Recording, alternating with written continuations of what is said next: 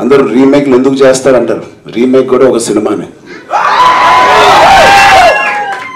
మన ఆంధ్రప్రదేశ్ లేకపోతే మహారాష్ట్ర అనే కాదు, వీఆర్ ఆల్ ఇండియన్స్. అలాగే తమిళనాడులో రిలీజ్ అయిందా లేకపోతే ఒక మరాఠీ ఫిల్మా అనేది కాదు, మన రాష్ట్రంలో ఉన్న వాళ్ళు కూడా చూడాలనే ఒక తాపత్రయంతో మేము ఒక సినిమాని తీసుకుంటాం తప్ప మాకు కథలు లేక కాదు, లేకపోతే కథలు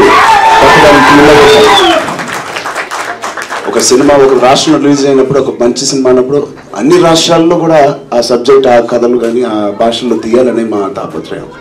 సో ఇద్దరం ఇప్పుడు ఒక రీమేక్సే చేస్తున్నాం. ఇప్పుడు పవన్ కళ్యాణ్ గారు కూడా ఒక రీమేక్. ఎందుకు మెగా ఫ్యామిలీ ఇలాగ రీమేక్లు చేస్తాంటే ఏం పట్టించుకోకండి, మంచి సినిమా ఉంటుంది. Cinema has no boundary, you can do anything, you can remake, you can dub, and it is amazing. So expect the best in Sankranti.